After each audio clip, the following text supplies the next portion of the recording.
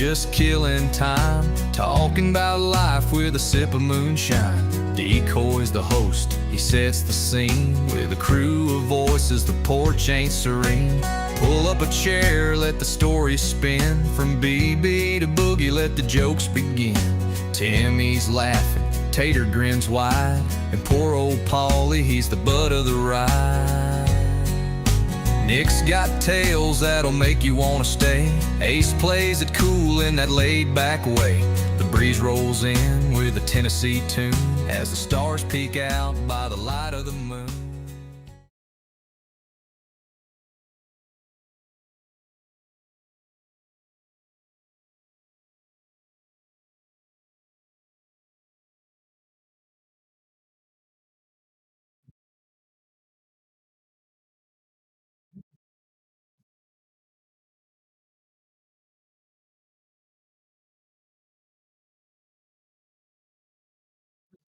I'm doing pretty good. How about yourself?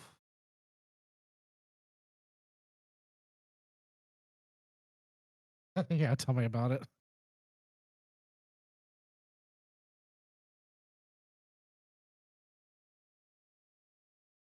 It seems like it.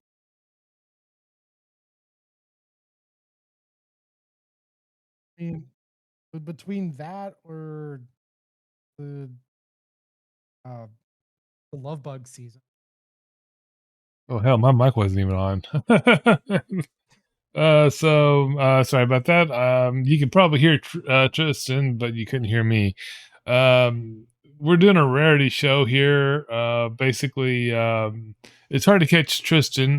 Tristan is, he works for a theme park. That's what I'll just say at that point. And so this is going to be our theme park edition. Um, as I'm very big with a lot of the theme parks, what's going on in the industry and everything. I keep up with, basically the Six Flags, Cedar Point merger, um, keep up with some of the Disney stuff and everything else. Um, as I was saying before, I realized that my microphone decided it did not want to play well with others. This is a rarity because it's hard to catch Tristan. Uh, we hope you enjoy this show. We look forward to seeing comments and in the on the video. And if you want to be part of anything like this, just make sure that you go ahead and click the like, subscribe, and join the Discord. So Tristan, everybody knows that you work for a theme park, and we were talking about being hot and sweaty, and because of being summer, and joking about the size of mosquitoes down there.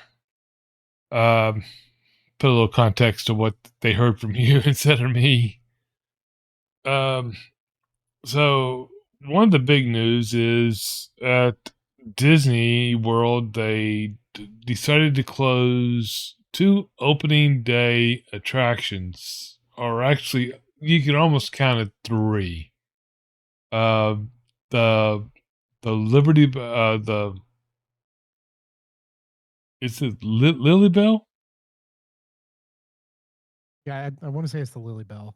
Yeah, the Lily Bell, because I think it's named after Lily in Disney. And Rivers of America and Tom Sawyer's Island. Well, first of all, I want to kind of clear the air a little bit. The Lily Bell is not the original name of the boat. I don't know if you knew that or not. The original name of that boat was, let's see, the Richard F. Iving. It was renamed in 1992 during a rehab of that boat. There used to be two river boats on Rivers of America, and they would swap them out. And the first one was the Admiral Joe Fowler, and the second one was Richard F. Iving, and they would swap them both out. And the Admiral Joe Fowler looked more like the Mark Twain at Disneyland. but So it fun was fact, it actually is the Liberty Bell. is it the Liberty Bell? Yeah. Okay. Yeah, I couldn't remember because I know that they try to pay a lot of homage to Walt and Lillian as much as possible in both of the parks. Yeah. Because without them, the parks wouldn't be there, of course. But the Admiral Joe Fowler was damaged severely in 1980, so that only left the Richard F. Iving. But both the names of the boats actually still live on as ferry boats between the TTC and the Magic Kingdom. So I guess they still keep the boats' names in operation. Uh, Gotta keep that trademark going somehow. exactly. Well, Richard F. Iving was a Disney executive that worked with Carl Perkins and Dick Numis and Joe Fowler to help Roy Disney build Disney World. Admiral Joe Fowler was Joe Fowler, of course. You know, he was the guy who was in charge of all the construction at Disneyland and Disney World. Uh, so you know, it's great homage to pay to two individuals that actually helped build both of those parks. Um, so we were talking a little bit before the stream, and there's been some pictures that's been released since the closure of them, and it looks like that they actually still have the Liberty Bell and the Tom Sawyer rafts backstage behind Frontierland, and so they have not actually left the park or anything at this point. And the track for the railroad has been removed from the Frontier Station on into the wilderness area. So it looks like they are already starting to do some groundwork. I want to say that to be, you know, more respectful of those attractions until things start to really move. Uh, so, what are your actual thoughts on removing two? Um, I'm not gonna say high profile attractions, but you know, two of the most loved probably that's really gonna hit home. I mean, it was definitely a choice. Um, I get it. Like space around the resort is kind of comes at a premium, but like at it's like you hate to see the history side of it because of the fact that they've been at the park since the resort opened. Um, and it's one of those like, yes, Tom Sawyer Island still technically exists out in California, but you only have you could only go there up until like a certain time in the afternoon because of how their entertainment stuff works over there. Um, but it's one of those. Does it does it suck to see it go? Yes. Do I understand where they're coming from with it? Kind of. Um, like it's it sucks that it had to happen, but I'm curious to see what comes from it. Yeah, I'm kind of in the same boat. I mean, I've been to Disney World twice. I was there for the 25th anniversary. Literally there on the day. Unfortunately, I couldn't get into the park because the first lady was there, and they literally had it only locked down to VIP people. And so we went to Epcot that day. Then the following day, we went over and rode the Liberty Bell. But I've never been to Tom Sawyer's Island because it was one of those deals that it's like, it just didn't really appeal to me. I understood the reason behind it, but I just never really had the urge to go to that island. But now it's like watching a lot of the different YouTubers and everything, watching them, it's like it's been documented. That's what I can say is it's Oh been yeah. documented, so it's going to live on YouTube forever. Like I definitely have some memories over there because um, being in the department that I'm in uh, during the Halloween season, we put stuff out on the island as more of like an atmospheric. Uh, and I know that a lot of the people who worked on that island are going to be they're going to miss it. They're going to miss like all the memories that they've had with it, all the literal blood, sweat, and tears with it of trying to get the install stuff done every single year. It's it's tough to see it go. Yeah. I saw one meme. It was like, it was like one Disney employee saying to the other one, "Oh, you came in late, so you get to work Tom Sawyer's Island." And it's like, no, because they were saying, because that's where all the little screaming kids are and this and that. And it's like, not really. I mean, to me, if I think I'd probably want to work Tom Sawyer's Island because then you got, a better mix of people and you're not being bombarded by 100,000 just walking past you constantly, like you would in Frontierland. And the best part, you don't have to worry about dealing with strollers running your feet. That is true. That is true. You Anyone don't who have has to. been to the parks understands.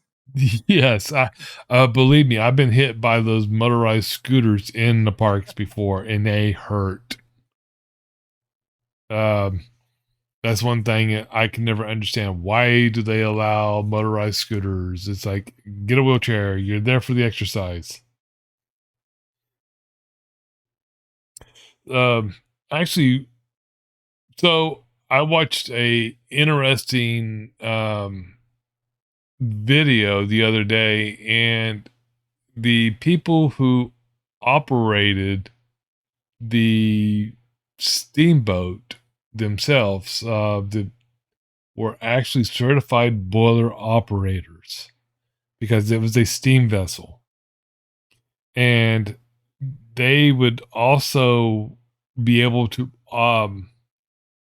operate the trains, and vice versa. The engineers could operate those. So Disney was very selective with those cast members with what other rides they could actually operate, or excuse me, attractions. Uh, so now, since those steam vessels are gone, I wonder if those cast members are going to have first grabs of becoming engineers, or if they're going to allow them now to go somewhere else, because being boiler operators also, they were under a different union uh, with steam fitters and everything else. I'm wondering how that's going to play out with those cast members. I mean, I'm not really gonna get into the whole like union side of it. 'Cause it it could go down a rabbit hole really, really quick. Oh yeah. Um, and I don't think you really want to have me go through that rabbit hole. No, Um, but I mean, it uh, was just one of those deals that I saw on YouTube where it said, I never thought of it as, them being like a completely separate union from like the rest of the actual cast members. yeah, it's one of those each. I'm gonna briefly touch on this. Each kind of department has their own like specialty kind of thing. Um, to where it fits into whatever union it's. Um, so like for us, we're under IATSE. Uh, there's a whole bunch of other ones, and it's. I'm sure that there's already some MOUs that have been signed and all of that fun stuff uh, about what they're going to end up doing with displacement and all that. Um, if they want to take, a, I don't really want to say a layoff, but I can't really think of the other word for it. Uh, Reference. but it's one of those. There's probably things already set up in place that way those that were affected by it. So you're uh, from both an attraction standpoint and from an engineering services standpoint. Um, and so there, I wouldn't be surprised if they end up also cross training them in over at the railroad. Um, some of them might also already still have stuff at the railroad from way back when.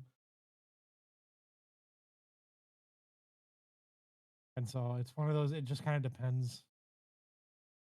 Yeah, I mean, like I said, this is just something I just like literally saw, just like literally just the other day. It was just one of the recommended videos that popped up because like I know that in Disneyland, the railroad and the Mark Twain were not actually physically owned by Disneyland until 1982 Mm-hmm.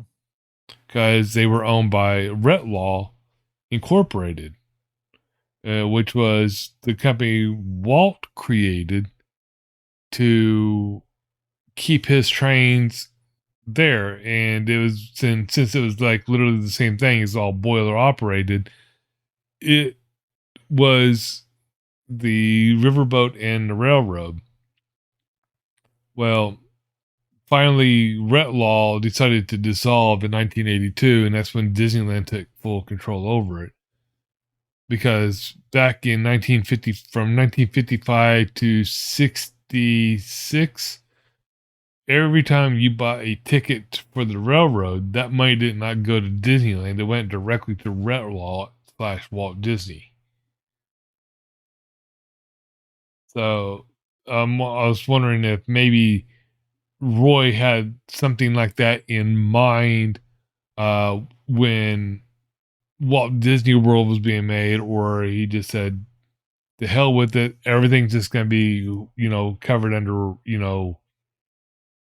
Disney Enterprises at that point." That I don't know because I can't find that type of information into, the actual physical theme park itself. It's I can tell you a lot about how the land was bought, but because I've read a lot of books on that, and all the CIA little tricks of here and there. Um, Yeah, there but was a lot of stuff that oh yeah, um, and I I can tell you about like one of the guys that Disney does not like his name to be mentioned for Disneyland. Um, because he tried to take the Disneyland model and make theme parks throughout the United States and halfway failed, or actually fully did fail if you stop and think about it. None of them survived. Um, so um, that brings up another deal, keeping it on Steam. Just out of curiosity, do you know how many steam engines still run on coal in the United States? I know Durango and Silverton just converted their last one to oil, Mm-hmm. so they're fully oil now. The I want to say Coomers and Toltec still has a couple coal burners left, but I know that they've been slowly in the process of transitioning. Yeah, so Um, it's not that many that are left. Yeah, it's literally just a small handful. It's only like 150 steam or coal fire steam powered trains still running in America today. So out of that, knowing that that's your top level, how many theme parks do you think still have coal fire steam powered trains? You know, all the ones that I've worked at don't. Uh, does not still have? No. So there's converted as well. Yeah, theirs is converted to French fry oil, like Disney. Okay. Uh, I know Cedar Point still has their. Yep. Cedar Point is all four of their engines are still coal burners.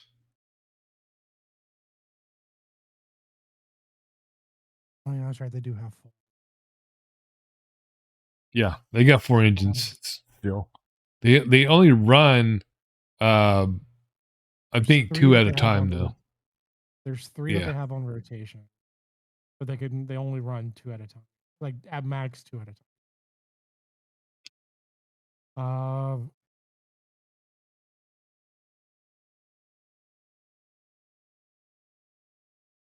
This next one kind of caught me for a loop too.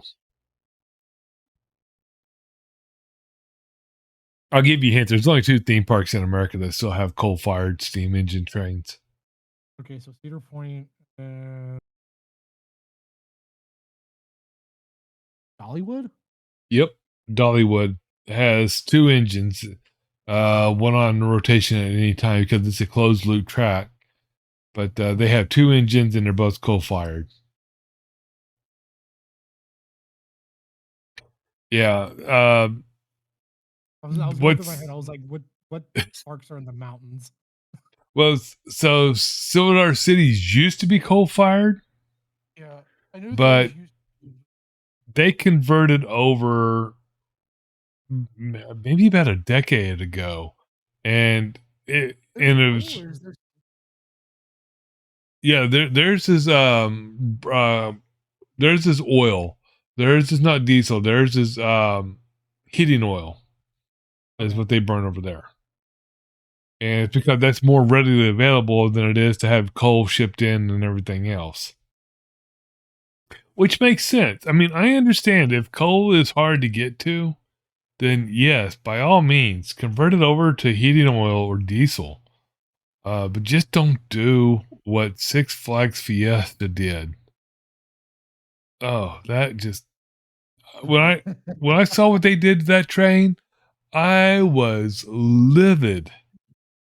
They took an oil burner, completely gutted out the entire front. It's just an empty shell now. You know that, right? yep. And they have a diesel engine in the tender that's hooked directly to the wheels below it. It's like, if you're going to do something that stupid, just go to Chance and buy a CP Huntington and be done with it. That's the Miss Kitty for you. Yep. It's like, oh my gosh. It's like, and so I have a feeling throughout the extended downtime at Six Flags over Texas, something's going to happen to their engines also because they are Theirs is completely. on. Theirs is on diesel. But They run on diesel. yeah, I know they run on diesel right now, but their railroad is completely shut down also because they pulled out the bobsled and half of Spain because they're going to put a new dive coaster in and it's going to go right Close. through what Roundhouse is. Yep. So, I have my choice words with. As someone who worked at that park for 6 years. oh yeah, I forgot you actually worked there. When I started. Yeah. So, are you upset that they pulled out the bobsled? I mean, not really. The thing was a maintenance nightmare. Uh, it was an operational nightmare because if there was even a thought of rain coming in, that ride would close. Yeah. Because fun fact, that ride would defy the laws of physics. And you know how when you are driving and you hit a puddle, uh, your car slows down? Oh yeah, hydroplaning. Yeah. Um, Oh yeah. the bobsled bobs did the opposite. They would actually they would speed up over the puddles, and in turn, there were multiple occasions where it would, lack of a better term, uh, it would bonk itself uh, because you have these friction brakes that are mounted in the center that would raise raise the road wheels up, so it would that's what it would stop. Yeah. That's what it would stop on. Plus, there were drive tires that it would also. Uh, every single time it would rain and they would miss it, uh, or if like it had been raining for a bit and someone forgot to go blow dry the trough, because that was also a thing we had to do, where we had to walk the entirety of the ride track or the ride trough with a backpack leaf blower and blow dry it off before it would be able to run after it had rained. Because the whole point was to try and get the leaves out of the way and then also to get the puddles through. Trying to go up like a 30-degree incline, not fun. Oh no.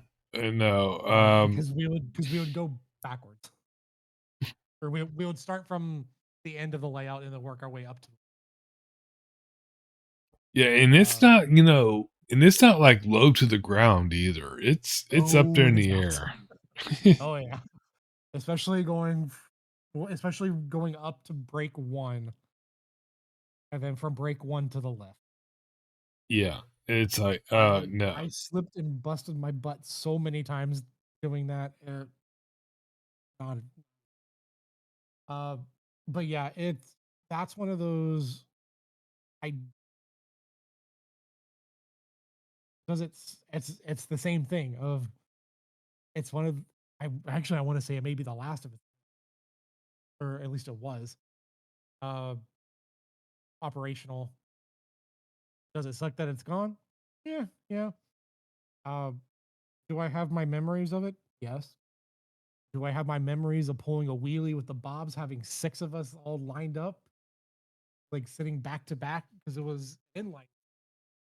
Uh, do I have my Or memories of all of us throwing our weight around to see if we can get it to pop a wheelie? Yes. yeah, Uh, you have your memories of all the hospital bills from flipping and falling on your butt. yep.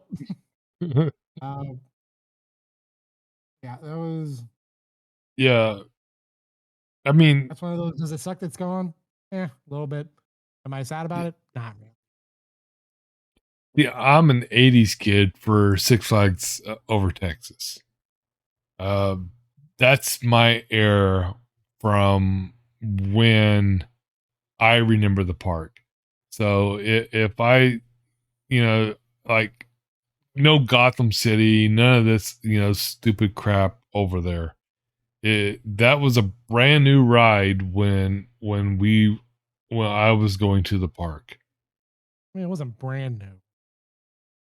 Uh, let's It started. see. It started out at Magic Mountain, and then Well, during the yeah, it whole started at ride Magic swap thing, Mountain. Yeah, during the whole ride swap thing that they had going on up over there. it failed there, so they sent it there to be failed again. Yeah. Just Um. several years Yeah. But I mean, it had a good run there at the actual park. I mean, uh, later. I understand some of the reasons why they got rid of it. I mean, they were concerned about metal fatigue and everything else because when they ripped it out, literally, they showed no mercy. It was a cutting torch, Oh yeah, literally. I saw some of I the was so happy. videos. Yeah, I saw some of the videos and everything because people were saying, "Are they going to try to relocate this ride?" It's like, yeah, Mm, it's called the Steel Mill down the road. yeah, honestly. Yeah, I mean, you gotta stop and think. Once a ride hits a certain age, it's either A, rebuild the ride, or B, defunct it, tear it down. You got a choice. Um, good point in that is Worlds of Fun, the Orient Express. Okay, the first, I think it was the first roller coaster to have a bat wing. People were upset and crazy that they literally tore down the ride, scrapped it. They didn't allow anybody else to buy it. And it's like when Cedar Point came out and said, "Hey, look, this ride was built in 1981 and it's had all the proper maintenance, but still metal fatigue. There's just no way to save this ride." I mean, it sits out there burning and it's getting exposed to the elements. Hmm. Kansas City is not a very cool place. No, Um, it can be in the winter. well, They can get some pretty yeah, good blizzards, but I mean, like, you, it's one of those like it's not like it doesn't stay. no, it's not like it, it's not like it's tempered year round, where they can stay in operation year round either. Um, I get it. It's that park is where I'm from, like Oklahoma originally, so I was like halfway between Six Flags Over Texas and Worlds of Fun. So one year we would go to Worlds of Fun, next year we would go to Texas, and vice versa. Then we'd also go out to Branson to Silver Dollar City. So those are my home three theme parks when I was growing up. So seeing some of these rides get pulled out and taken away, it's kind of heartbreaking. But I can tell you right now, I'm no spring chicken. You know, it's been a couple of revolutions around the sun here going on, but it's I do kind of like some of the newer rides that they're putting in the places of these. Uh, Now, as as me with bad backs and everything, there's just no way I can enjoy a good roller coaster anymore. But I'm all for having them have the roller coasters going. That's why this camera's driving me nuts tonight. But yeah, it's so I mean, okay. So let me put this way. I'm so old. I remember going to Worlds of Fun and the little trolley systems that would take you from the park entrance to your cars said Braniff Airways on them. Jeez, Yeah, Braniff. really? You ask a kid today, hey, where's Braniff Airlines? They're gonna look at you like, what the hell are you talking about? That's even for TWA.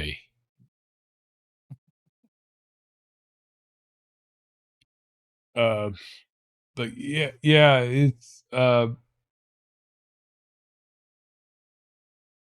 it's kind of hard to phantom some of these rides that are still out there that are still running, even though that they are 50 some odd years old. I mean, look at the Matterhorn. That that's the first still roller coaster. I'm ev- surprised that thing is still running. Yes, because I mean that's the first still roller coaster ever designed. I mean, I worked on the second. or I guess, well, technically third, but it Which one? was like if you're counting Matterhorn as two,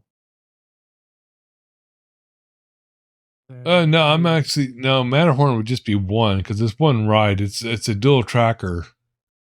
Okay, so then I worked on the second, but also claims that it's the,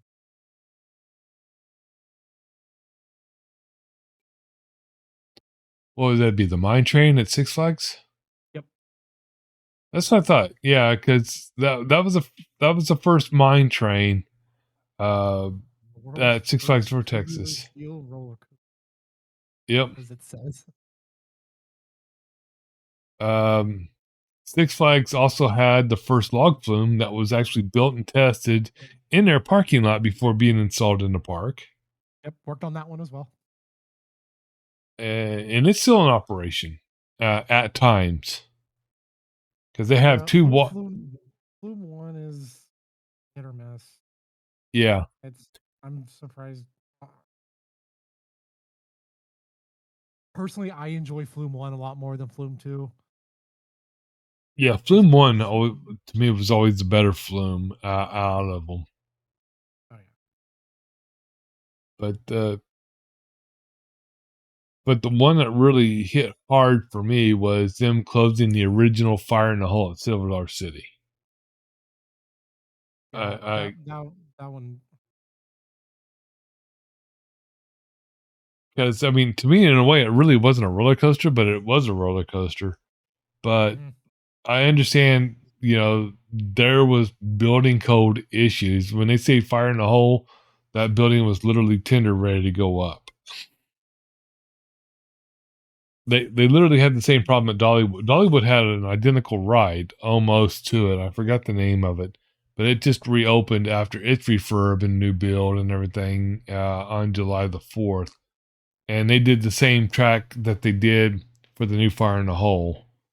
So the name lives on, the ride idea lives on, but it's still not going to be that classic ghost train type car anymore. It's more of a standard roller coaster Blazing type Fury. car. Come again? Blazing Fury. Yeah, Blazing Fury. Uh, you got me on a tangent. I'm sorry. A tangent. But yeah, So I spent 6 years out there, split between two departments. what? Dollywood? No, over Texas. Oh, Um,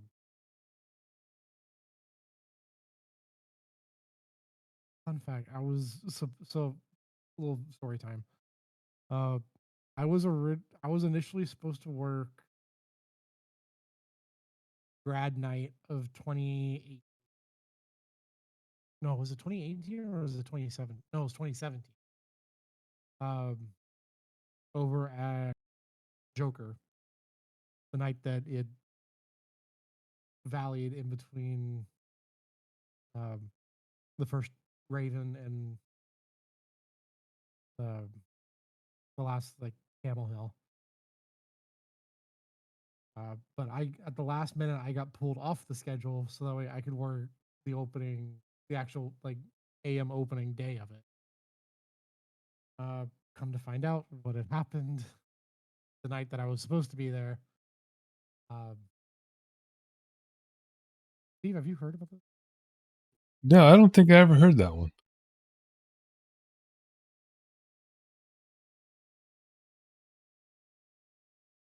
You there? Let me see if I can find the Oh, okay. audit. Um, I don't even know what my phone is.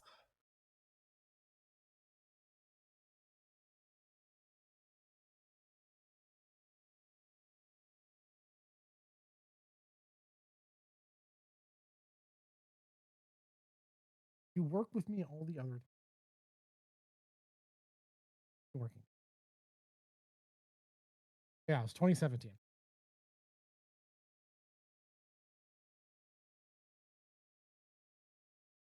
Um, Grad night of 2017. I was supposed to work.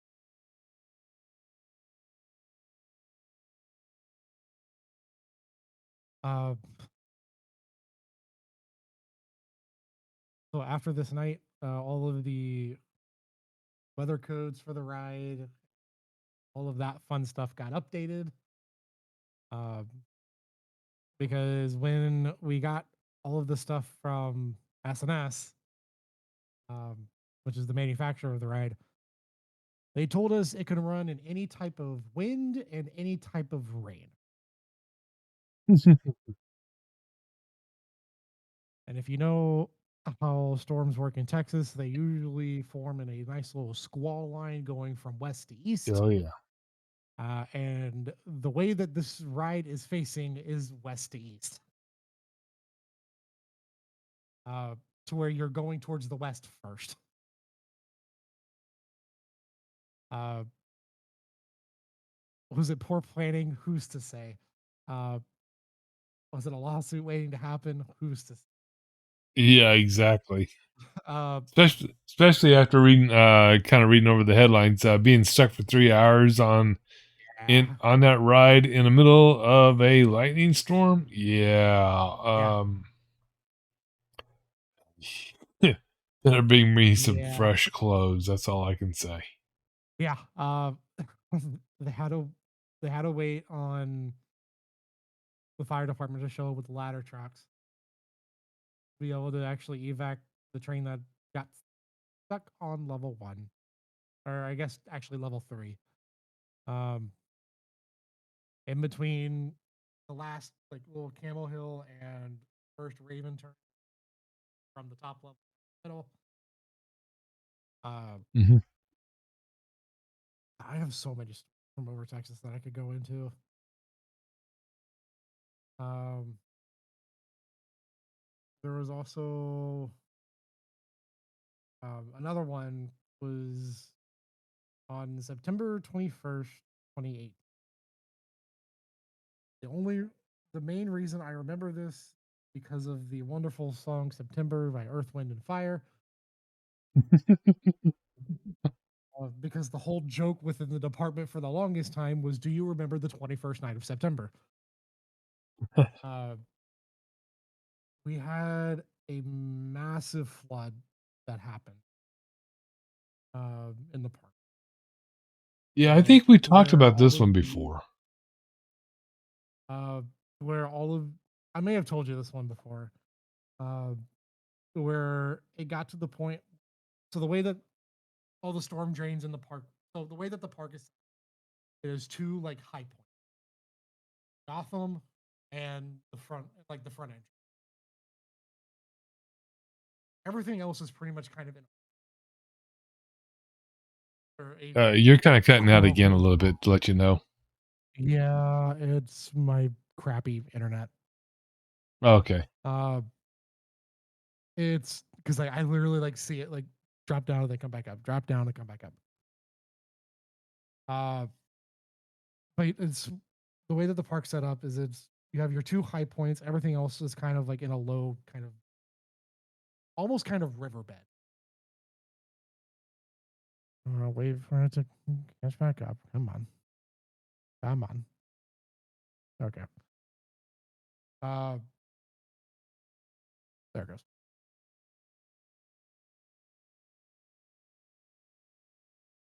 Go Well, get the yeah. broom. Go get the broom, bang on the ceiling, and Uh, tell your neighbors to get off the internet. well, no, that's the. I'm looking at my router. I have all green. I don't have any yellow happening.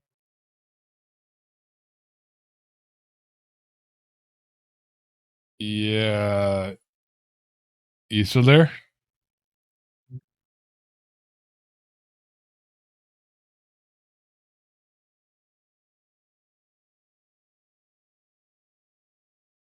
Oh, like kind of side thing.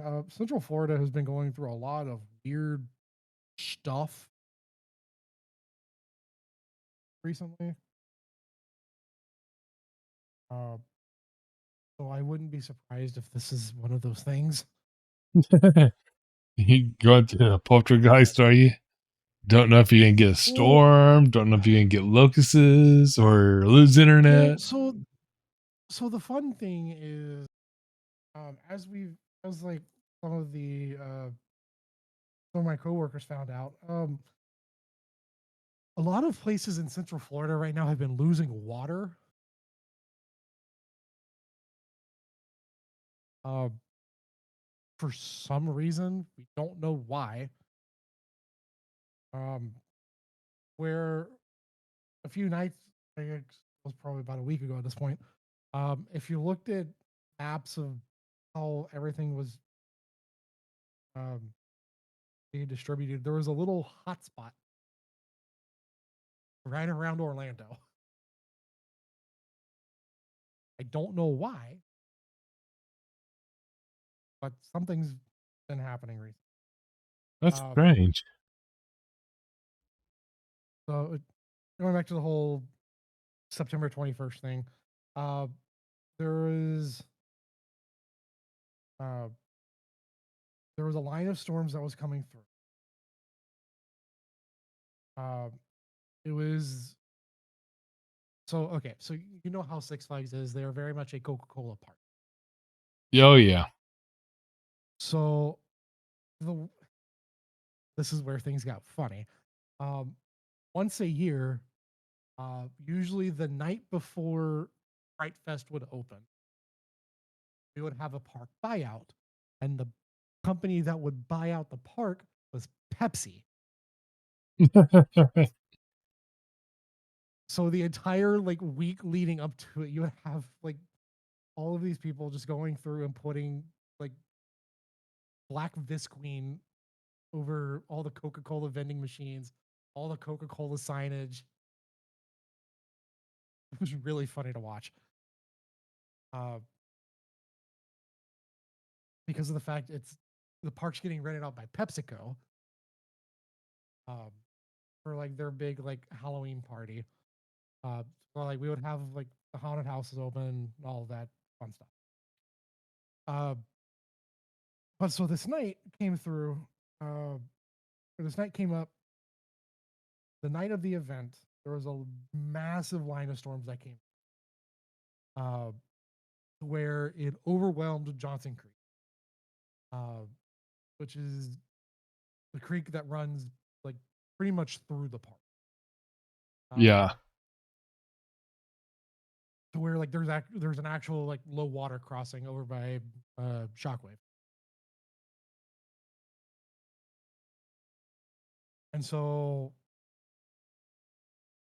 this rain got so bad, and it came down so fast and so quick.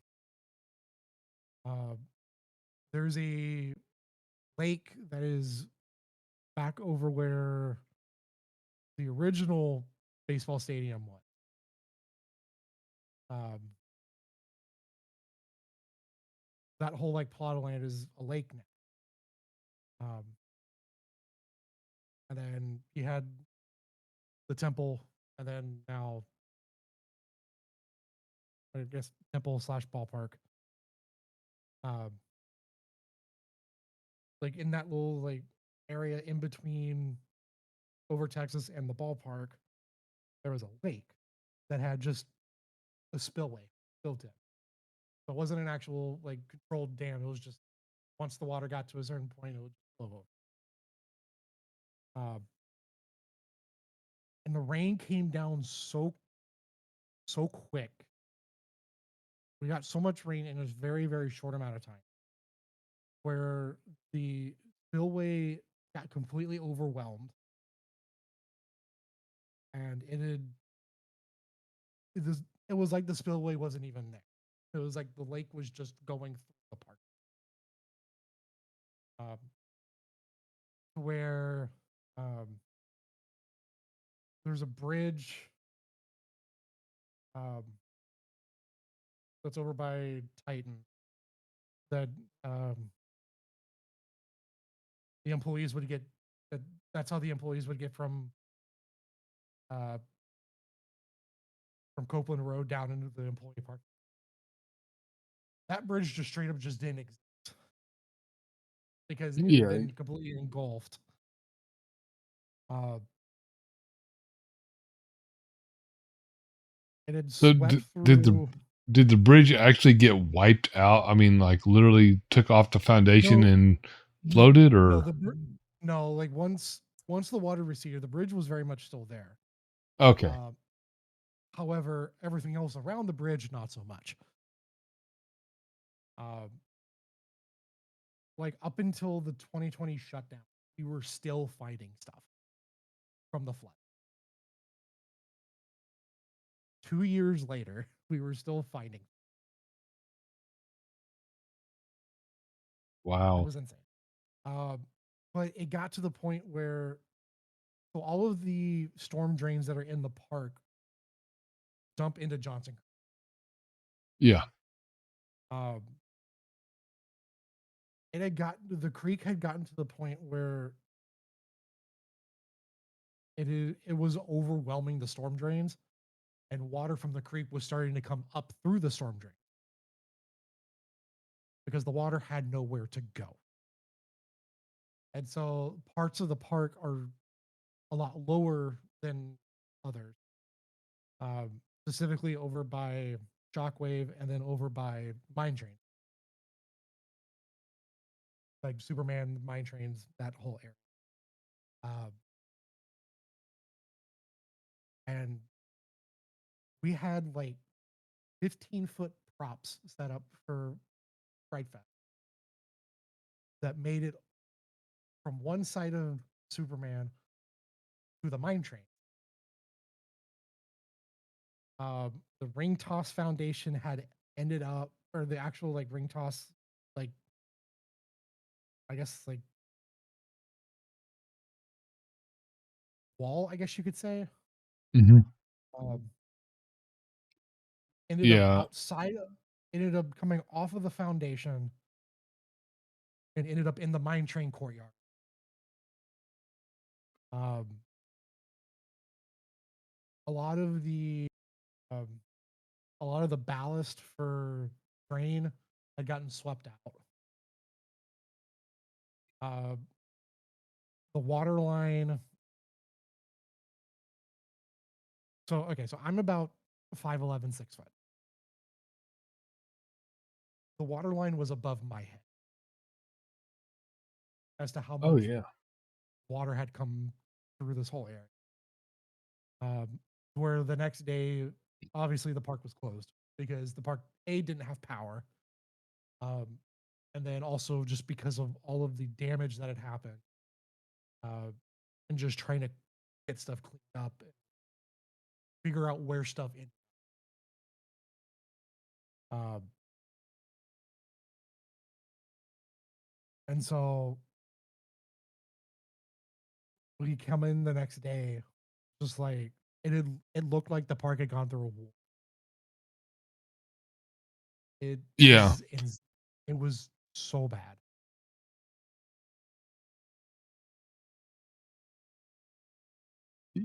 But I yeah. could go on stories for forever.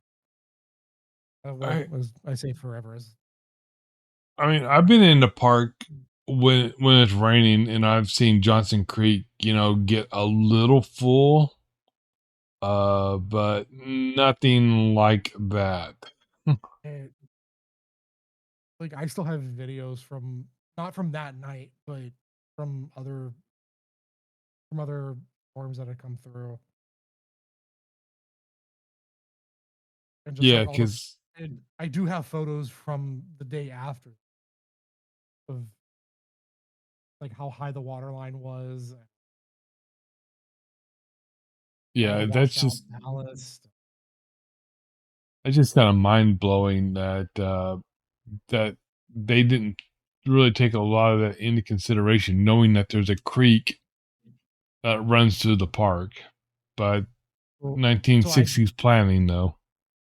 so I get to all of this to say this.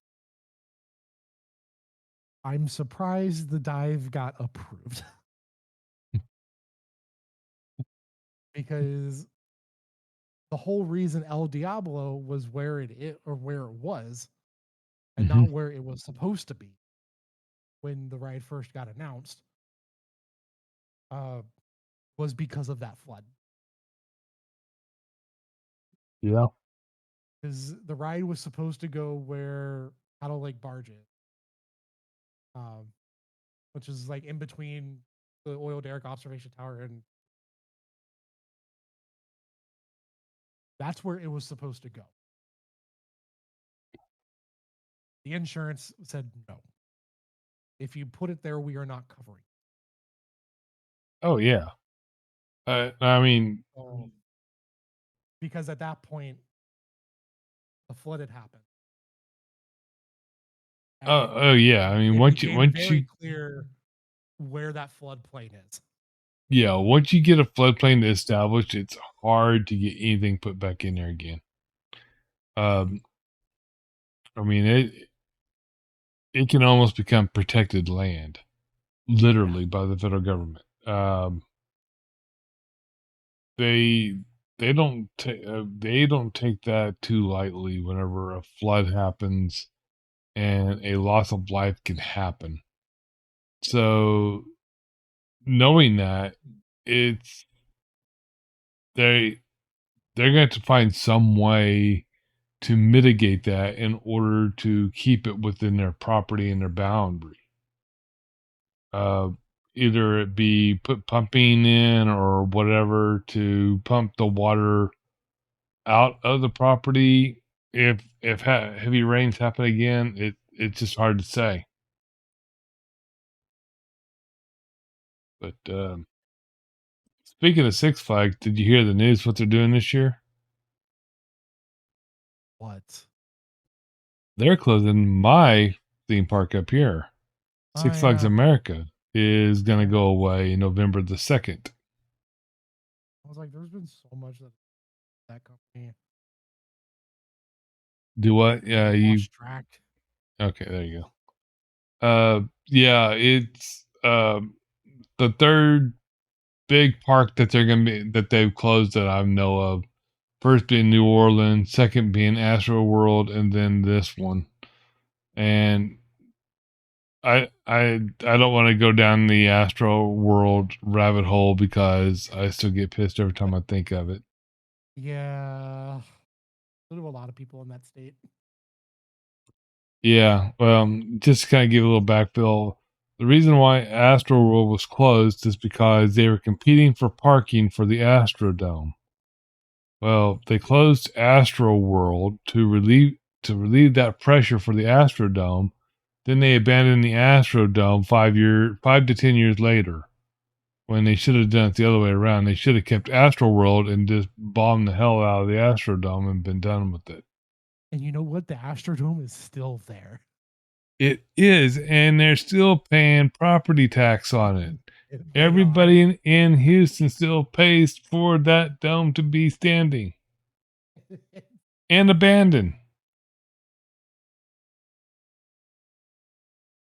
Ah, Yeah. Like I said, I don't want to go down that I was like, that is a rabbit hole that neither one of us want to go down. yeah. Because we will be here for hours about bitching about it. More or less, I mean, it'd be like going down the rabbit hole of New Orleans. You know, they could have fixed it up. They wanted out of that lease in a heartbeat. That's all it was about. Wanted out of the lease, and the hurricane was a wonderful timed excuse. Exactly. Because no sooner the hurricane came through, oh, too much damage, and they started pulling rides. And they got sued over that too. They lost out on that one. They had to pay some big fines, or were ordered to. I don't know if they ever paid them or not, but that's beside the point. Hey, But yeah, one of those rides just got a paint job too. yeah. Uh, Oh, I forgot where they sent that ride to. I don't think it was one of the bigger parks. I think it was one of the smaller ones at the time they had. because that was the time that they had like Frontier City, Elch Gardens, and a couple other ones, and they were trying to fix up one of the other little parks. So I think that they sent it over to there, but Yes. that park didn't. It may have been Darren Lake, because that park didn't Fiesta, even last long. like Fiesta got the Batman clone, Yeah, which just got its new paint job.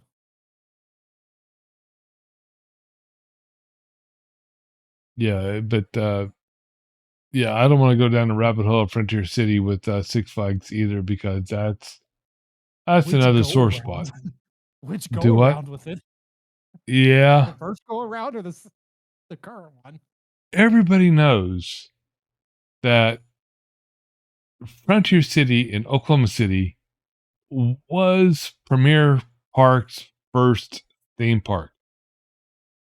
And if you don't know who Premier Parks is, that was the company that bought Six Flags, and they renamed themselves to Six Flags Incorporated. Or no, Six Flags Inc. or Six Flags something. So they got the big head syndrome, and they forgot their local deal. So they sold Six Flags off, or not Six Flags, but Frontier City off. And now, this is after a while. It used to be Frontier City, a Six Flags park, is what it was called.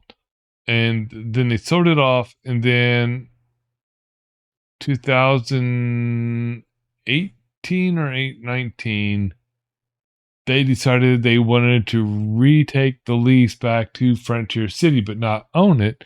And now it's another Six Flags park.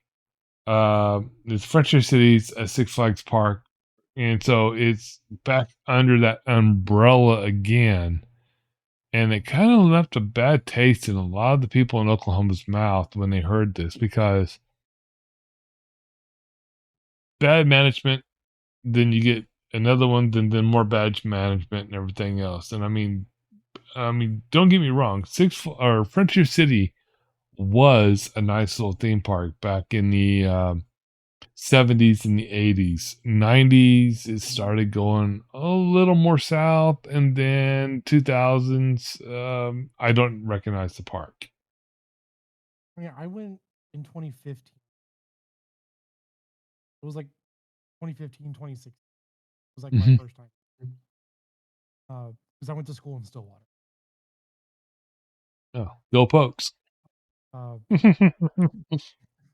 and so there would be times where I didn't have to deal with a football game. I didn't have to deal with a basketball game. Like, yeah, tickets are cheap. Only like an hour and a half drive. Yeah. I've done And worse. yeah, I mean, like I said, the 70s, to me, the 70s, you would be driving down I-35 and you would literally be greeted with that 200-foot arrow sticking up out of the ground. And, that way, in every kid in the world, Mom, let's go to Frontier City. Let's go to Frontier City. And, you recognize that arrow. Well, during the 80s, that arrow disappeared, and then started getting more modernized, and more not really more roller coasters, but more updated rides from what they was known for in the 60s and the 70s. But I remember when they put the Silver Bullet in, and Oklahoma's first looping roller coaster, and KJ 103 was always broadcasting live, doing something stupid there, or the Cat 100, and that roller coaster was always busy, and they put it in the perfect spot of the park, all the way at the very back of the gate, to pull people all the way into the park.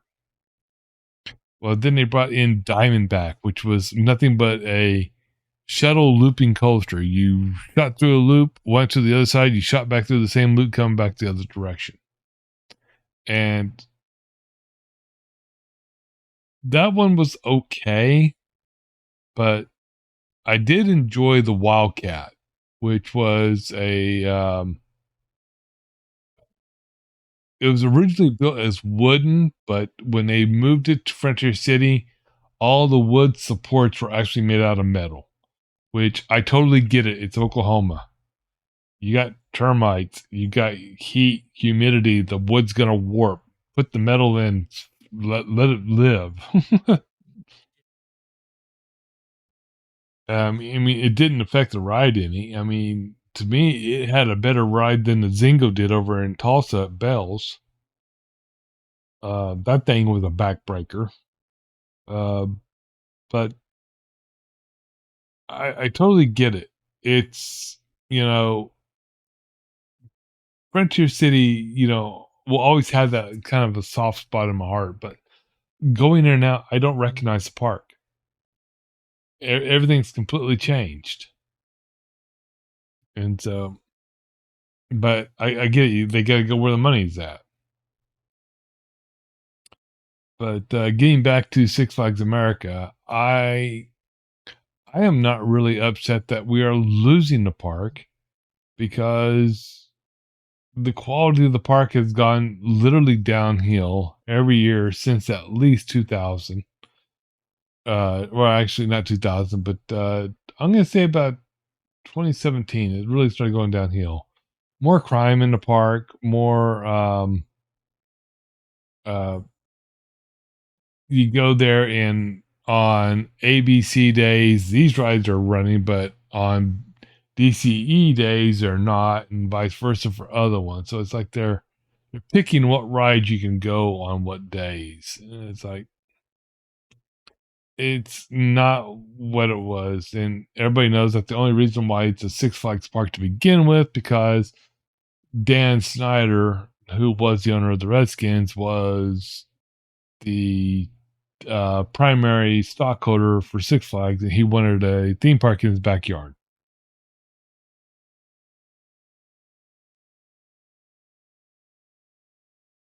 Yeah, I was there.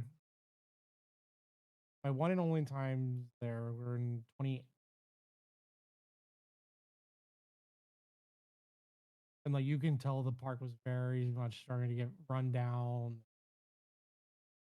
It was very much coming from yeehaw corporate land.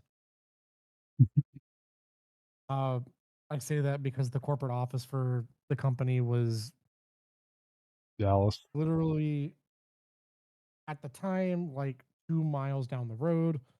Now Mm-hmm. it is, or Down in North and Carolina. then by the time that I left, it had moved to across the street, Yep. into the old ballpark office. Which don't even get me started on that, because that's a whole other tangent. Um, that's a whole other wrap. Uh, but like coming from there, like you could tell that like stuff was very much starting to get neglected. Uh, Things weren't really up to what they should be. Um, like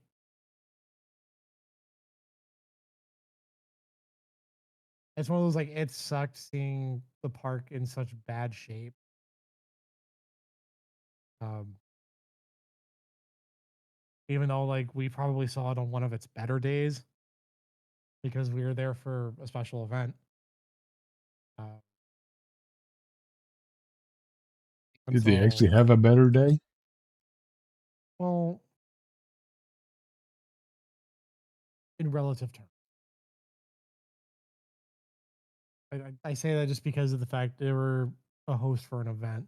So, and the event brought in a crap ton of money. Well, yeah. But I like, mean, but like that even like from outside the event, it you could tell that it was very much getting run down. Things were starting to get neglected. Um, like they just didn't care anymore. Probably the biggest, probably the best way to describe what was happening. Yeah. Um, yeah. Like, I mean, I'd rather spend the extra little bit of time in the car, go to Richmond and go to King's Dominion any day of the week. Even then, that park's gone through a lot over the Yeah. years. Paramount Paramount really didn't really care about the park. I'll say that. Paramount No, years you could really very much did tell it. their baby was Cincinnati. Oh yeah. Yeah, I mean, when Taft Broadcasting built the parks, that was their baby. Cincinnati was, but they knew they had a problem, kind of like Six Flags, with the, being right on the river and flooding. Yep. Uh, but they also knew that they could actually tap into the warmer weather down in Virginia by building a secondary park, and that's what they did. So, Yeah. and I mean, it's not open year round, but Hey, it was for a uh, little bit. yeah. Then they had that King's Dominion law in the state of Virginia and everything, where everything had to be shut down by Labor Day, and then open by Memorial Day. So it's like, so from Memorial Day to Labor Day is a very short operating window, but they've kind of changed that around a little bit now to where they got the holidays in the park, Hmm. the holidays in the parks and all that, Halloween fest and all that. I think everybody's going that way. I mean, Six Flags 3 years ago, Six Flags over Texas went year round now, so they don't shut down at all. Yep. I was Yeah, I was there when we started it. it's like, We wow, it's we like, started we started off with a 6 week off season, if you really want to call it an off season. yeah, and I mean, I get it. Some rides you're going to have for an extended downtime and this and that. And I mean, I totally get it, because I mean, like Judge Roy Scream, that's an old wooden roller coaster. I mean, we're talking like built back in the 1970s or early 80s. So you got to give that thing a hell of a lot of TLC.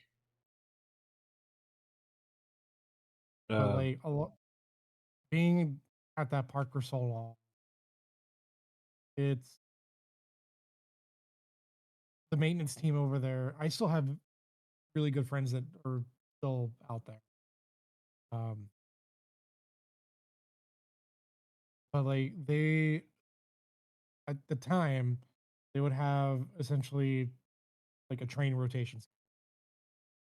Um, so like all the enthusiasts and all the people that are complaining about capacity and everything, like why aren't y'all running all y'all's trains?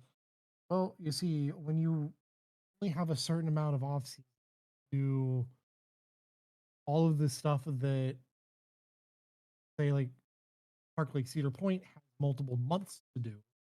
hmm We have 6 weeks Yep. of actual downtime of the park's not open. Uh, and so, well, yes, a ride like Titan or, well, actually, no, not even Titan, because Titan would actually run all of it. But a ride like Giant, um, New Texas Giant, does it have 3 trains? Yes. Will it ever run all 3 of its trains again? Probably not. No. Because the way that they have the maintenance schedule for the train set up is they spend 2 years at the ride and then an entire year getting hmm and then it's just this rotation that happens. Um, And technically, I mean, a lot of those rides you don't really truly need 3 trains anyway. I mean, 2 trains can still provide enough to Yeah. do throughput. It's just, people are just getting to be too impatient now Yep. that Um, they want it now, and it's like, you can't have it now. and it's like they have the two extra Mr. Freeze trains now that they got from Batman and Robin. Back when that was the thing, that in a field in Brazil, whole fiasco. Mhm. Um, they have those two trains, and so now it's they have if they staff it right, they could run both sides every single. Um, and of course, now the way that it's set up, where you have one side as a reverse and one side as forward, uh, which I have my thoughts about because we were told it was never going to happen because it physically could not happen. Um, that's a whole ordeal. Uh, so it was one of those people are going to complain, yes, but a lot of these rides are getting up there in age. Yeah. Uh, the things aren't going to last forever, even if they're under the absolute best care. They're not going to last forever. Things have a shelf life. Yeah, and especially rides, especially metal rides. I mean, wooden ones, you can go in and you can replace the wood a little easier than you can the metal, but still, it takes a lot to keep rides in tip-top shape. Like, look at Universal, look at Islands of Adventure, Mhm. with all the pain that they went through with Incredible with Hulk. It literally just got to the point where it was easier just to rebuild the thing Yes, from the ground up than it was that's to try and maintain. what do you think they're doing to Big Thunder Mountain right now? Big Thunder's another one. Yes, I mean, that On ride. both coasts. 'Cause Yeah, California's was not too long ago that it went through the exact same thing. exactly, and I mean, and I've gotta give Disney credit. I mean, they realize that we're gonna take down this huge ass e-ticket ride for 2 years and completely gut it and rebuild it.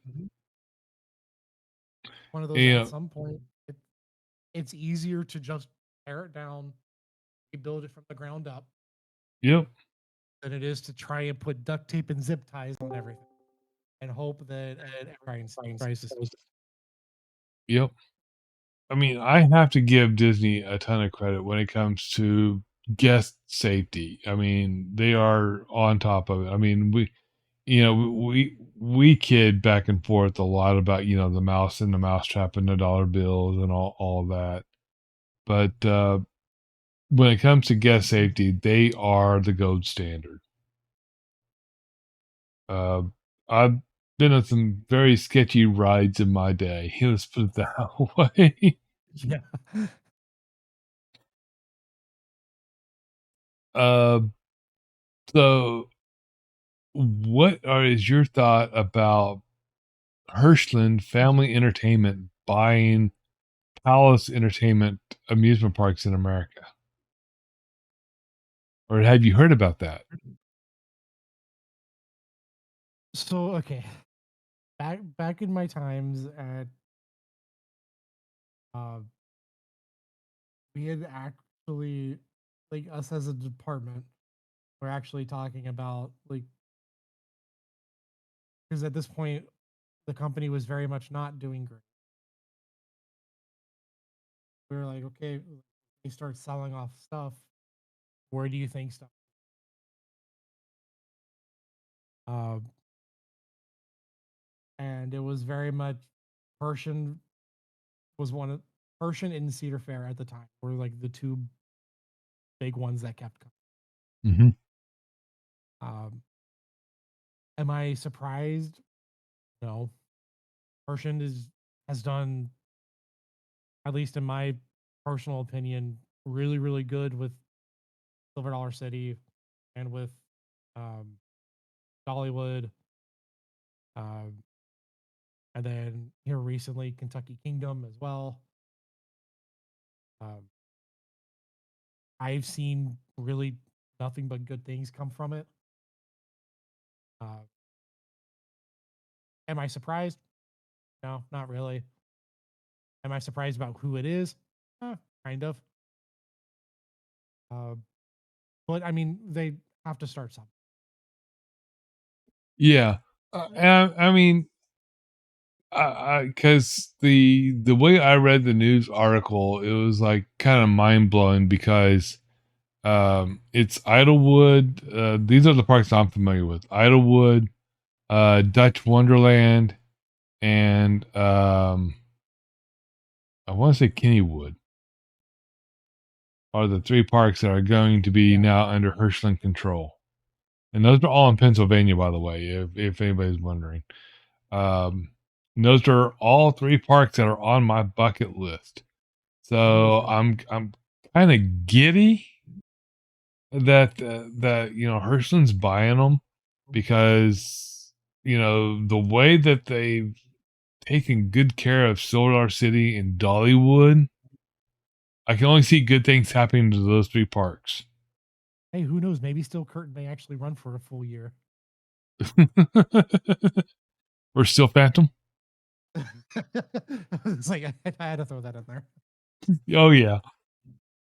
Or wait, is it still called the Steel Phantom, or is it called the Son of the Steel Phantom? I can't remember because they keep changing the name when they change the cars. I think the last time I was there, I think it was still Phantom's Revenge. Yeah, Phantom. But no, I definitely now. Granted, the times that I went to Kennywood, the weather was not the best. And Steel Curtain being yeah. the wonderfulness of Steel Curtain, SNS. For delivering such a wonderful product. Yeah. So I mean, I enjoyed my times there. One of my really close friends is actually one of the area supervisors over there now. And I enjoyed my time there as a guest multiple times.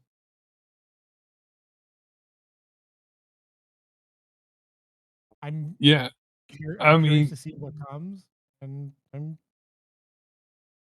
trying to remember what the third park is that's still independently owned. That's over there, the big one.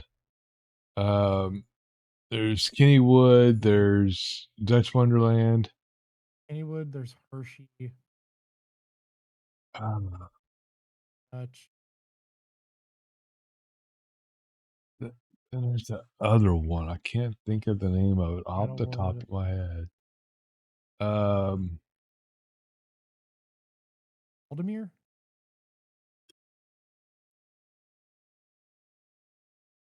Is Waldemere still independent, or are they part of a chain now? Knobles.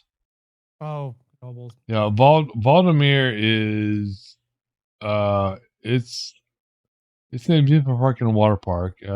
It's in Erie. It's the fourth oldest one. I've never actually. That one never really rings a bell with me for some reason. Same thing with Dory Park. I keep forgetting about so much fun. Yeah, I keep forgetting about Dory Park. So I mean, like those are more that I want to go see now. I got to add those to the list. So there's Dutch Wonderland. Pennsylvania's got a lot. They do, and where I'm located and everything, I'm not that far from any of them. I mean, it's closer for me to go there than it is for me to go to Dollywood. Yeah, because of driving to the Smokies. Yeah, and I mean, because I mean, Dollywood is like, and I mean, Dollywood's like a 6 hour drive for where I'm located out here in the DC area. So it's, I mean, the only one I would not care about going to is Hershey Park. I mean, yeah, not not my cup of chocolate. Hershey's fun. It's it gets really busy really. Yeah, to me, that's more for the Hershey Park has been more about the I would say the 4 to 8 year old range. It's all I about, mean, the Willy Wonkas of, the amusement parks. I might get some flack for saying that. But I mean, like they're kind of I guess like top three, I guess in my opinion. Uh, Probably one of the harder hits of a top three. Uh, Between Sky Rush and you could split either Candemonium or um, Great Bear or Storm Runner. Um, and then I personally have a little soft spot for the Hydro Flume that's over there. Yeah, I say like these names don't really kind of ring a bell because that's one park I really don't really keep up with. And like I said, to me, it's just like, okay, it's a Willy Wonka for the 4 to 8 year olds. It's like, uh, Sky Rush is no. very much the Intamin baby. Uh, Same with Storm Runner. Storm Runner being one of the only hydraulic launches.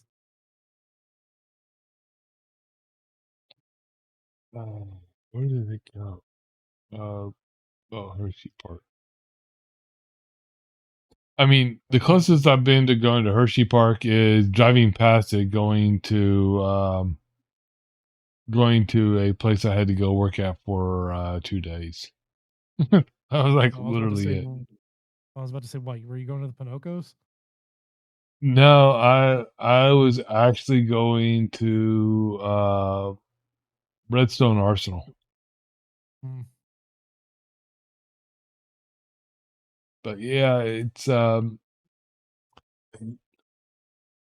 of those type of parks that I keep hearing from a lot of people also that it's just overrated but underperforms. I mean, I've heard it's good if you want to do a simulated chocolate factory tour because they no longer take you into Still haven't done it. factories or anything. I still haven't done the factory out of all the times that I've been there. Do what? I still haven't done it despite all the times that I've been there. Oh yeah. So I mean But now also, now you all the times that I've been there, I didn't pay to get in.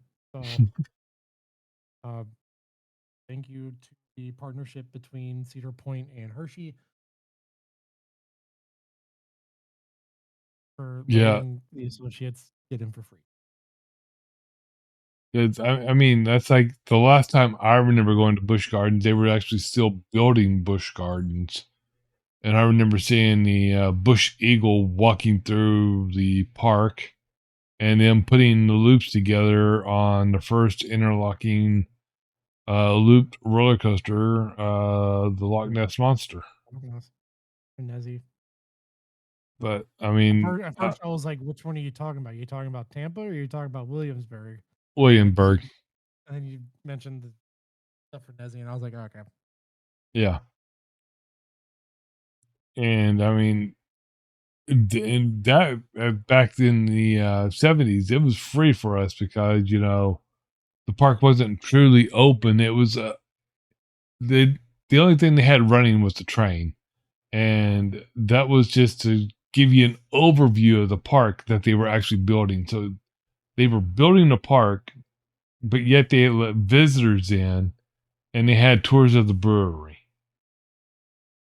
Those are And cool. I mean, now you gotta remember this is the '70s, so it's a completely different time, folks, kids. So don't get upset. Yes, OSHA didn't exist. Yes, parents drank in front of their kids. The amount of times that I went to SeaWorld San Antonio growing up and going over to the Clydesdale area, because back then it was still owned by Bush. Mm-hmm. Um, and the amount of time, like me, my sister, and my grandmother would go off to the Clydesdales. My dad, my uncle, and my grandfather would go off to the brewery to go drink beer. Yep. They normally had a 1 glass sample, then you could buy all you want. Yep. Oh yeah. Those were the Yeah, those were the days. Now it's like you can go to the brewery or walk to the brewery and go to the beer stand and buy all the beer you want, but you don't get a free sample you don't get the stuff. because it's an insurance issue. Well, they gave you free beer. Now you turned into an idiot. Now you caused a ruckus. Now you go to jail. Now they sue you. Up. Oh yeah, fun times, man. It's like if I could turn back the time, I would definitely roll back to mid '70s. I think that's the best part, being a '70s kid, '70s/'80s kid, I had all the cool times. We got station wagons, you could ride in the back without a seatbelt. But Like oh you had yeah. like 15 people in a car, just start throwing kids up into the rear windshield dash. Hmm. Or riding in the back of the pickup truck. You know, it's like, hey, let's go to the mall. Or well, we didn't have malls back then. We had Gibsons and Howards and TG and Y's. No thing called Walmart. Um, Oh, and Wally World. oh yeah, and it's like great times. It's like uh, my grandfather owned a 1969 Dodge pickup truck. Well, when he passed away, my dad got the truck, and the first thing he did is he drilled 2 holes in the sidewalls on the back of it and took a 1x8 and bolted it across the back so he could have a bench for all the kids to be riding in the back of the truck. That's Now you do that and your butt goes to jail. yeah. I I have mean, had a truck for my first vehicle, and really up until recently, only vehicle at that point. Uh, yeah, the amount of times that like we would, especially like being out at my grandparents' house, because one side of the family, my grandparents lived on like it was like 7.5 acres. Uh, and then on the other side of the family, my grandparents lived on 50 acres. Uh, and it was one of those we would just throw people into the bed of the truck and be like, "All right, we're going into town. We'll be back in a little bit." yep. It's like, I "Oh, we're mean, down to the I Walmart. You need anything?" yeah, I mean, it's like I went to school with a gun rack in my back window with a 12 gauge in there. Because I'd get out of school and I'd be getting in the truck. I'd be going out and going dove hunting. Can't do that now. Oh, you fart going into a school zone, they'll arrest you for, trying to shoot the shit. You can just look at them the wrong way now, and Oh, yeah. If the little shit does something, too bad. He's underage and we can't do anything to the parent.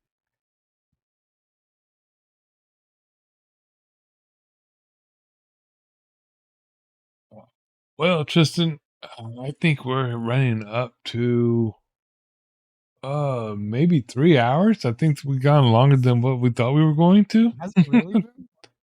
Yeah, we started when did we start? Hold on a sec. Uh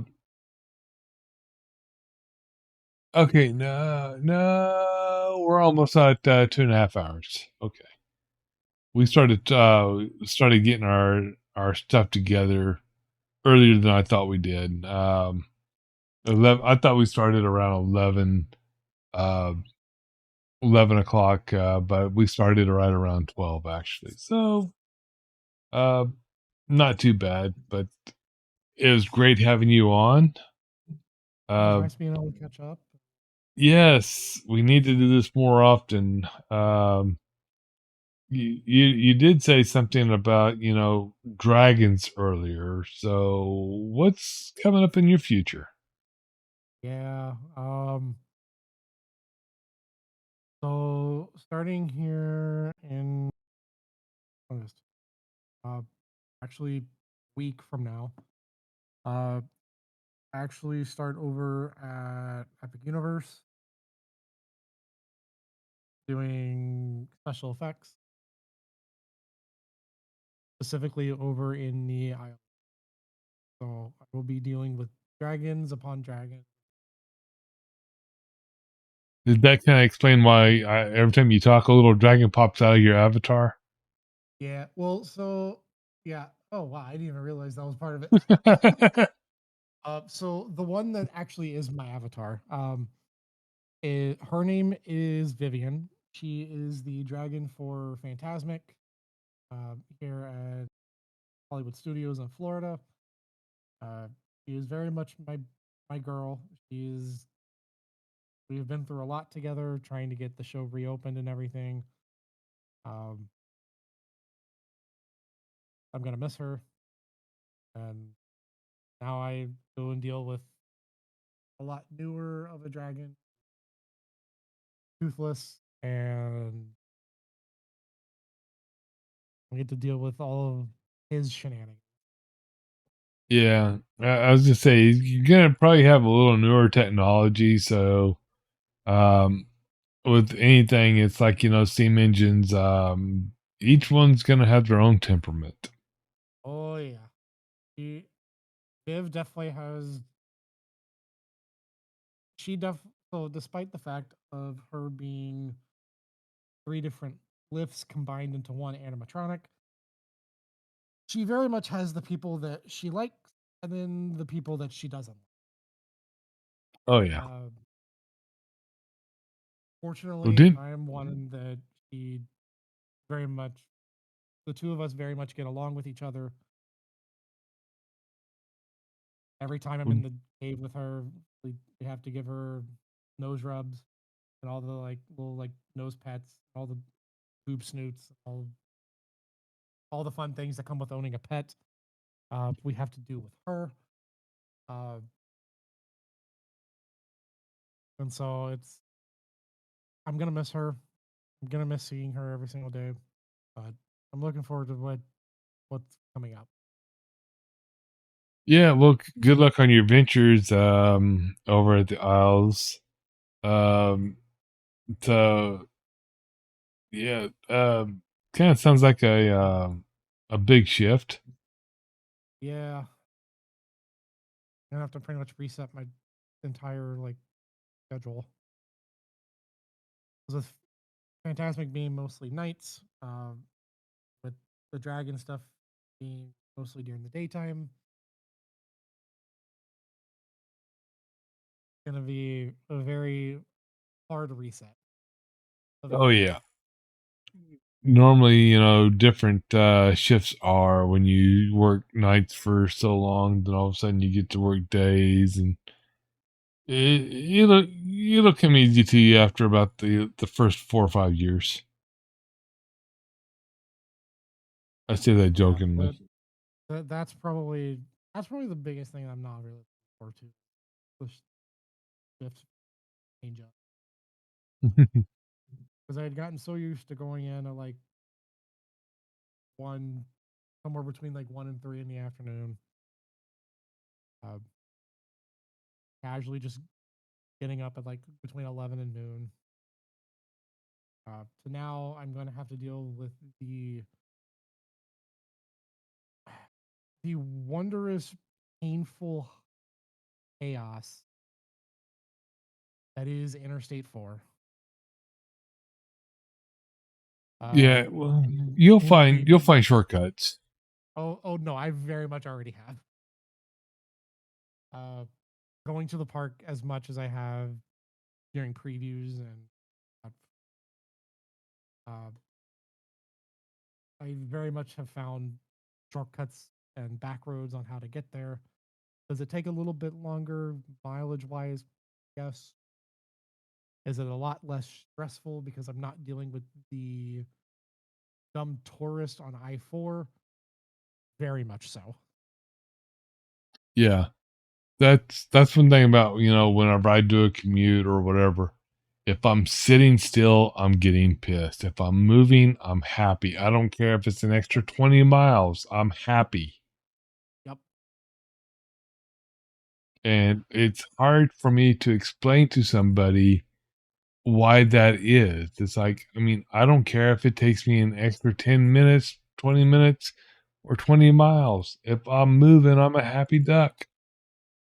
Like If I'm sitting, you're going to be a mad butt.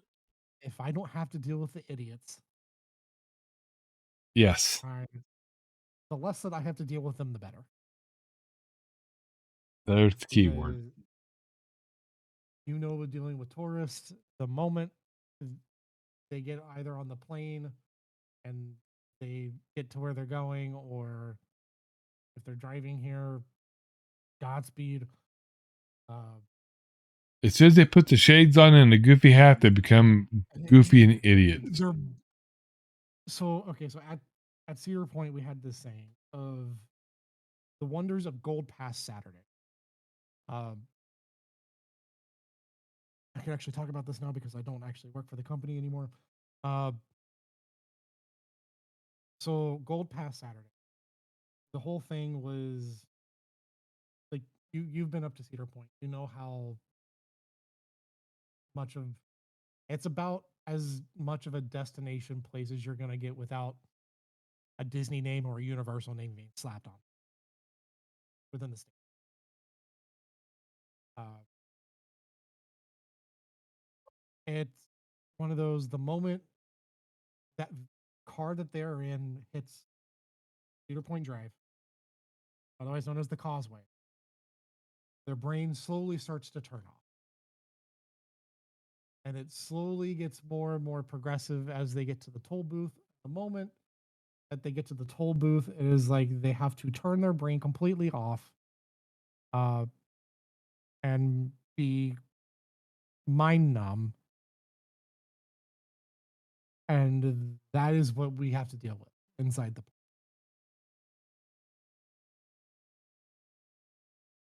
It becomes an utter pain in the butt, to say the Oh least. yeah. And Well, don't even get me started on the locals. yeah. Oh no. That we will save that one for another That's a one whole of other time. our other yearly rants that we get into. Yeah.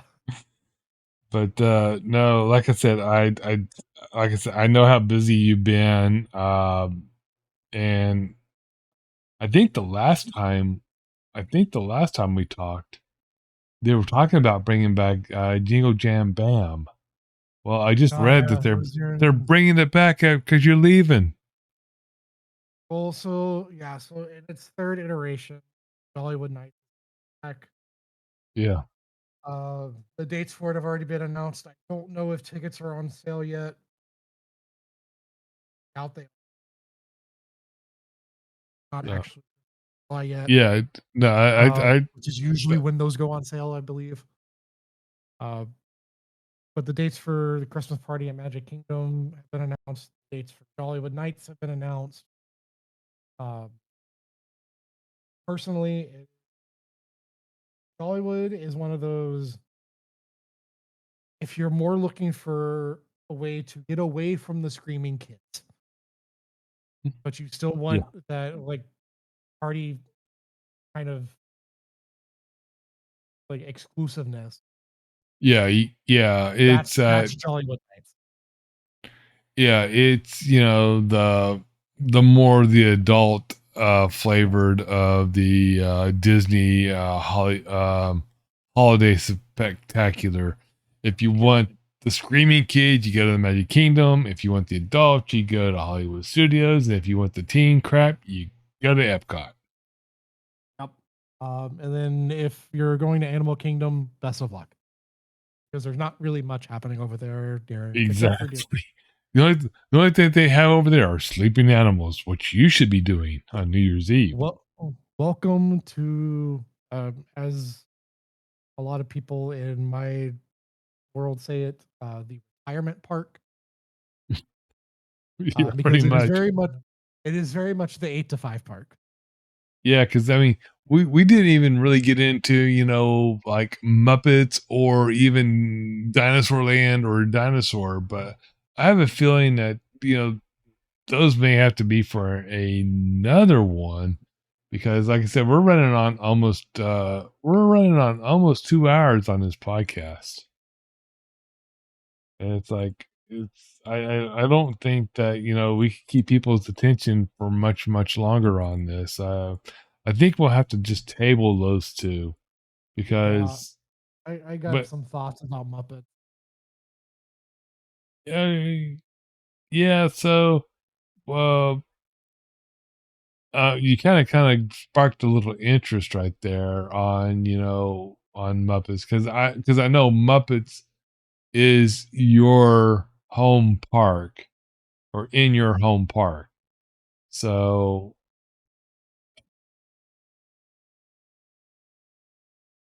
I'm gonna say, There were some things that have been happening with it, both from the uh, Monsters Inc. area going into Grand Avenue, taking over the Muppets courtyard,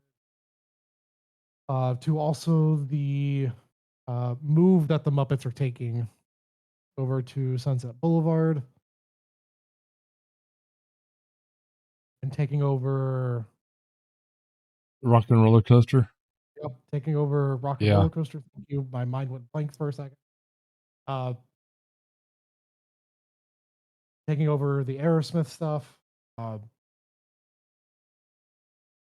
but it's going back to the whole Jollywood thing. If you want to actually see the Muppets live, Jollywood is where you have to go because the Yeah. Muppets have their own actual stage show that happens over in the Theater of the Stars, which is where Beauty and the Beast takes place during the daytime.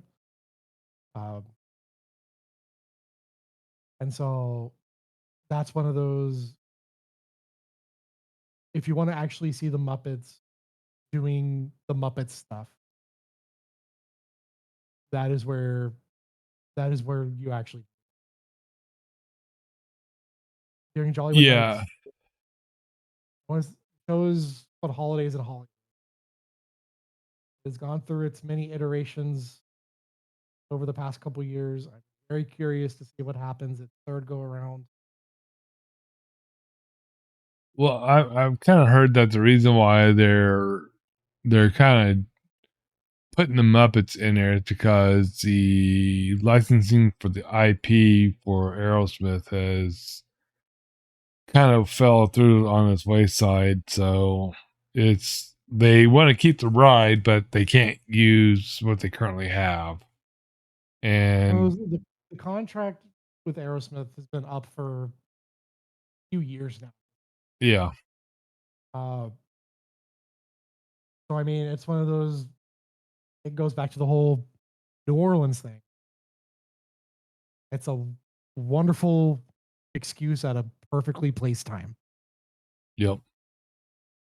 In fact, one of the maintenance guys that I spent a lot of time with, uh, he's actually one of the maintenance guys over at Rock and Roller Coaster. And we joke with him whenever he is over at Fantasmic. He is the Muppets #1 fan, because it's one of those, I think my thoughts on it are spicy. His thoughts are, oh boy. So are you trying to say we need to get him in to one of these podcasts? That may be one of the not safe for work podcasts. Okay, so I mean, we can take that one over to the aftermath, because I mean that's what I'm saving that one for. Is for He's got some thoughts. Okay. So let's try to not ink anything in, but maybe just pencil something in on, thoughts on the Muppets and everything, and see if you can talk to him.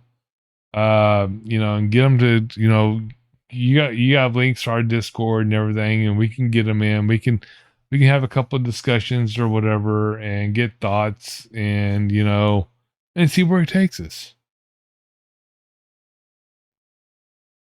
I mean, it's just I'm giving the olive branch and the invitation out, so I'll just say that,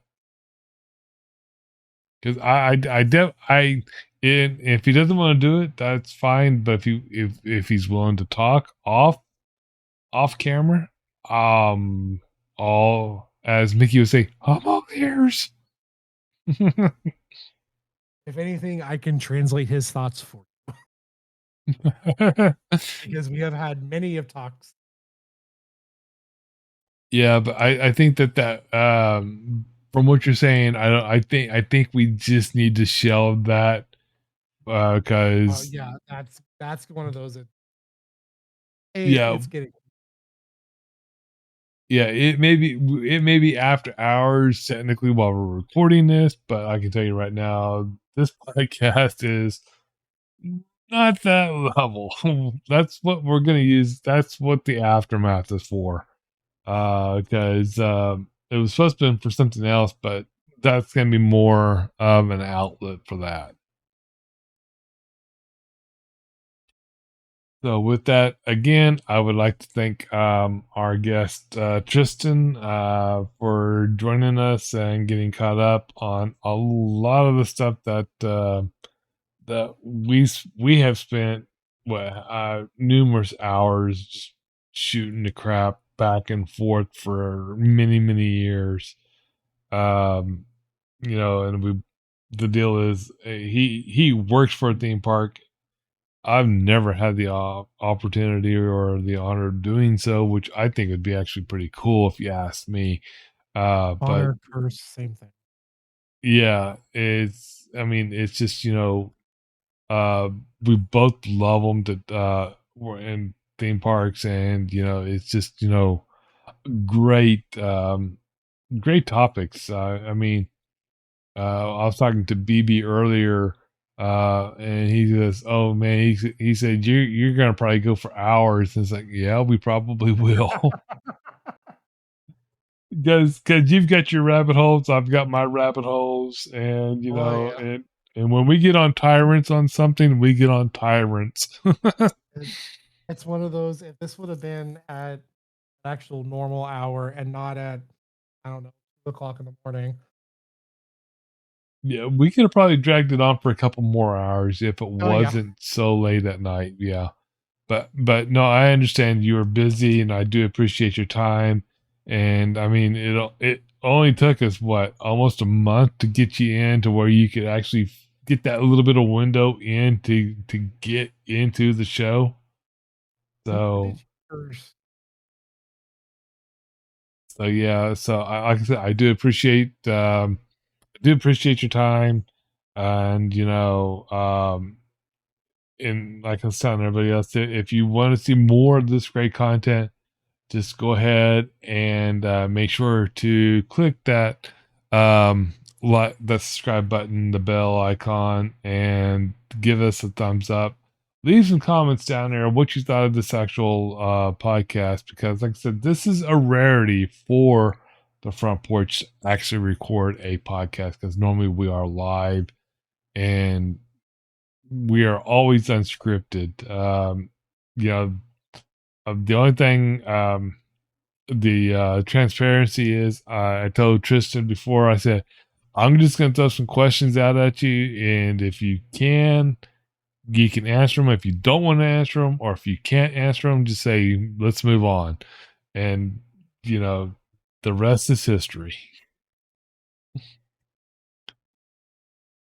So with that, like I said, my name is Decoy, and this is Tristen, and we will catch you all on the next Front Porch.